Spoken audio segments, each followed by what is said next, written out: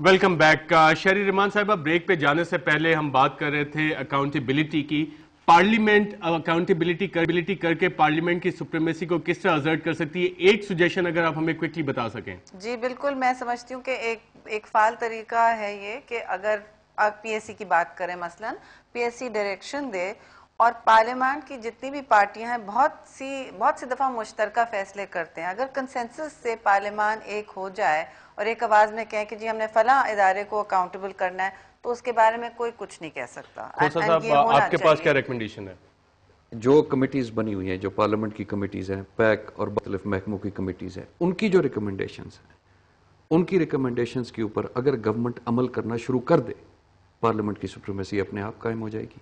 क्लासा साहब, आपके ख्याल में एक रिपोर्ट आई, एक पीएससी के सामने पड़ी है, क्या इनमें से किसी पे एक्शन होगा? अच्छा, मेरे तो एक ये खौफ है, आप कहेंगे मैं ये मजाक कर रहा हूँ, ये जिन 6 जर्नलों के खिलाफ करप्शन के तकरीबन 30 बिलियन रुपीज़ के स्कैम आए हैं मुझे तो ये खौफ है कि कहीं ये 2-3 महीने बाद यही 6 जर्नल आके पूरी पार्लियामेंट की आगे अकाउंटेबिलिटी न कर रहा हूँ।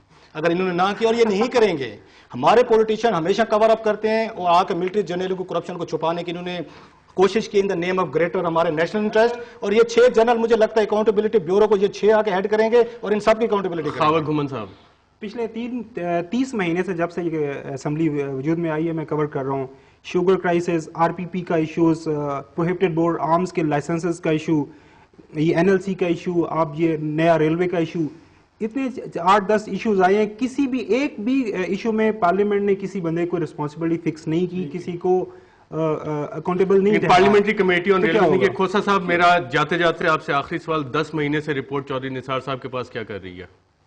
ये इसका बेहतर जवाब वो खुद दे सकेंगे। बिल्कुल, चौधरी निसार साहब। नाज़रीन, आपने इस करप्शन के मौजू पे बहुत सारी टीवी प्रोग्राम्स भी देखे, आज के प्रोग्राम में भी हमने बातें की और 30 अरब रुपए की उस जर्नैली करप्शन का जिक्र किया जिस पे अभी तक कोई एक्शन नहीं लिया गया।